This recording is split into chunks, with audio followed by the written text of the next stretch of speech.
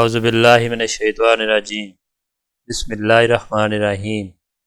شروع اللہ کے نام سے جو بڑا مہربان نہایت رحم والا ہے۔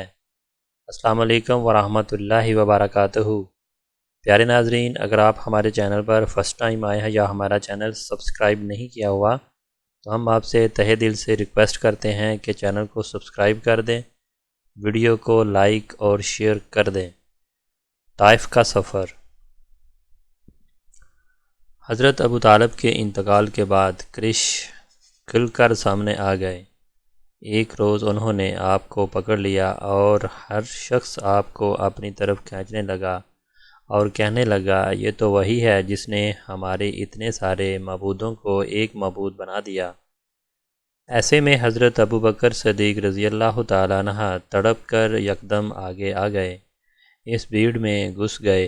کسی کو انہوں نے مار کر ہٹایا، کسی کو دھکا دیا اور ان لوگوں کو آپ سے ہٹاتے جاتے اور کہتے جاتے تھے، کیا تم ایسے شخص کو قتل کرنا چاہتے ہو جو یہ کہتا ہے میرا رب اللہ ہے؟ اس پر وہ لوگ حضرت ابو بکر صدیق رضی اللہ تعالیٰ عنہ پر ٹوٹ پڑے اور انہیں اتنا مارا کہ وہ مرنے کے قریب ہو گئے۔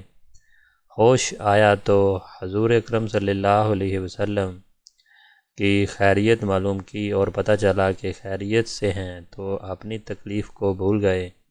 شوال 10 نبوی میں حضور اکرم صلی اللہ علیہ وسلم نے طائف تشریف لے گئے۔ اس سفر میں صرف آپ کے غلام حضرت زید بن حارثہ رضی اللہ تعالیٰ عنہ آپ کے ساتھ تھے۔ طائف میں ثقیف کا قبیلہ آباد تھا۔ آپ یہ اندازہ کرنے کے لیے طائف تشریف لے گئے کہ قبیلہ ثقیف کے دلوں میں بھی اسلام کے لیے کچھ گنجائش ہے یا نہیں۔ آپ یہ امید بھی لے کر گئے تھے کہ ممکن ہے کہ یہ لوگ مسلمان ہو جائیں اور آپ کی حمایت میں اٹھ کھڑے ہوں۔ طائف پہنچ کر آپ صلی اللہ علیہ وسلم سب سے پہلے اس قبیلے کے سرداروں کے پاس جانے کا ارادہ کیا۔ یہ 3 بھائی تھے، ایک کا نام عبداللیل تھا، دوسرے کا نام مسعود تھا، تیسرے کا نام حبیب تھا۔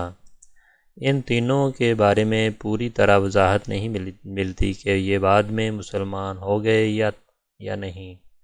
بہرحال آپ نے ان تینوں سے ملاقات کی، اپنے آنے کا مقصد بتایا، اسلام کے بارے میں بتایا، انہیں اسلام کی دعوت دینے کے ساتھ مخالفوں کے مقابلے میں ساتھ دینے کی دعوت دی۔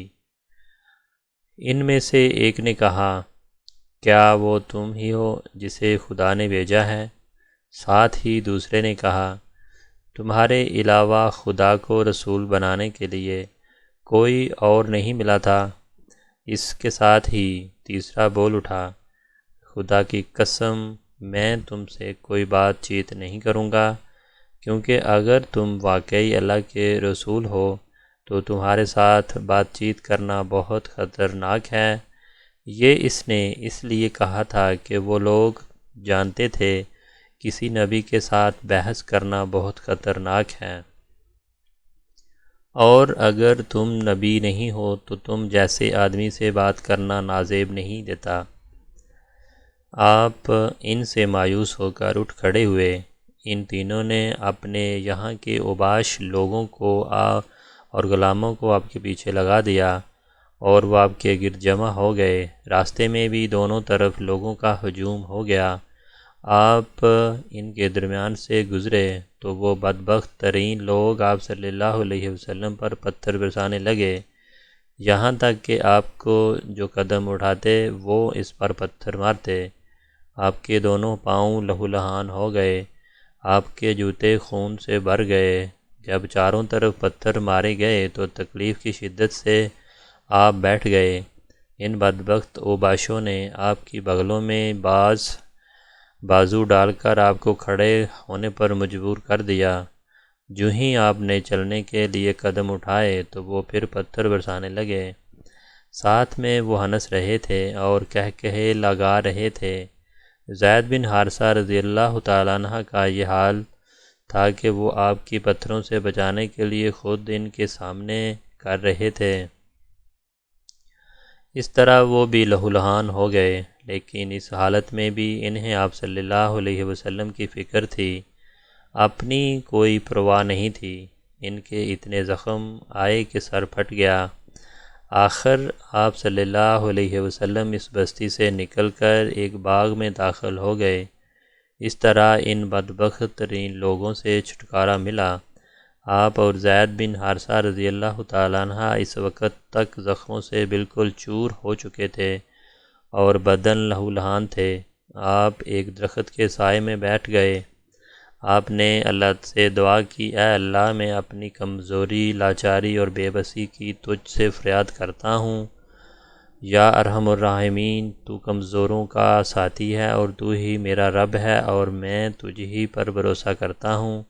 اگر مجھ پر تیرا غضب اور غصہ نہیں ہے تو مجھے کسی کی پرواہ نہیں۔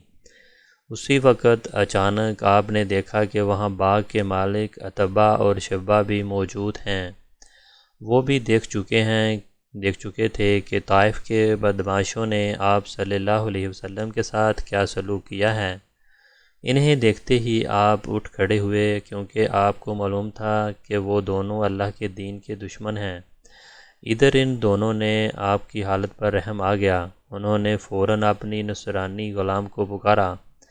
اس کا نام ادراس تھا۔ ادراس حاضر ہوا اور انہوں نے اسے حکم دیا، اس بیل سے انگور کا خوشہ توڑو اور ان کے سامنے رکھ دو۔ ادراس نے حکم کی تعمیل کی، انگور آپ کو پیش کیے۔ آپ نے جب انگور کھانے کے لیے ہاتھ بڑھایا تو فرمایا، بسم اللہ الرحمن الرحیم۔ ادراس نے آپ کے منہ سے بسم اللہ سنا تو اس نے اپنے آپ سے کہا، اس علاقے کے لوگ تو ایسا نہیں کہتے۔ آپ صلی اللہ علیہ وسلم نے اس سے پوچھا، تم کس علاقے کے رہنے والے ہو؟ تمہارا دین کیا ہے؟ ادراس نے بتایا کہ وہ نصرانی ہے اور نینوی کا رہنے والا ہے۔ اس کے منہ سے نینوی کا نام سن کر آپ صلی اللہ علیہ وسلم نے فرمایا، تم تو یونس علیہ السلام کے ہم وطن ہو جو متی کے بیٹے ہیں۔ ادراس بہت حیران ہوا، بولا، آپ کو یونس بن متی کے بارے میں کیسے معلوم ہوا ہے؟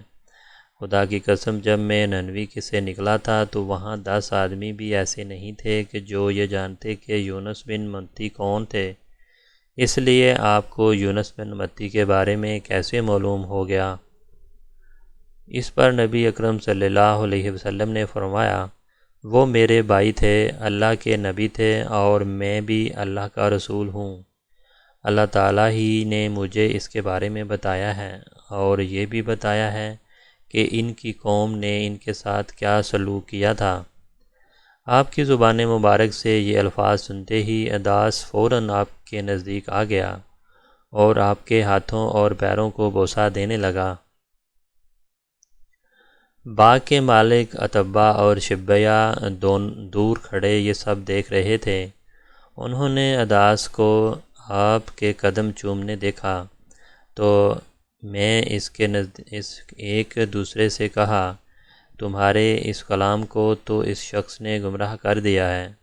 پھر ادراس اس کی طرف آیا اور ایک نے اس سے کہا، تیرا ناس ہو، تجھے کیا ہو گیا ہے؟ تو اس کے ہاتھ اور پیر چھونے لگا تھا۔ اس پر ادراس بولا، میرے آقا، اس شخص سے بہتر انسان پوری زمین پر نہیں ہو سکتا۔ اس نے مجھے ایسی بات بتائی ہے جو کوئی نبی بتا سکتا ہے۔ یہ سن کر عتبہ نے فوراً کہا، تیرا برا ہو، اپنے دین سے ہرگز مت پھرنا۔ ان ادراس کے بارے میں آتے ہی یہ مسلمان ہو گئے اور عتبہ اور شیبہ کے باغ سے نکل کر آپ قرن ثعالب کے مقام پر پہنچ گئے۔ یہاں پہنچ کر آپ نے سر اٹھایا تو ایک بدلی آپ پر سایہ کیے نظر آئی۔ اس بدلی میں آپ کو جبرائیل علیہ السلام نظر آئے۔ انہوں نے آپ سے کہا، آپ نے اپنی قوم یعنی بنی ثقیف کو جو کہا اور جو انہوں نے جو جواب دیا اس کو اللہ تعالیٰ نے سن لیا ہے اور مجھے پہاڑوں کے نگراں کے ساتھ بھیجا ہے، اس لیے نبی ثقیف کے بارے میں جو چاہیں اس فرشتے کو حکم دیں۔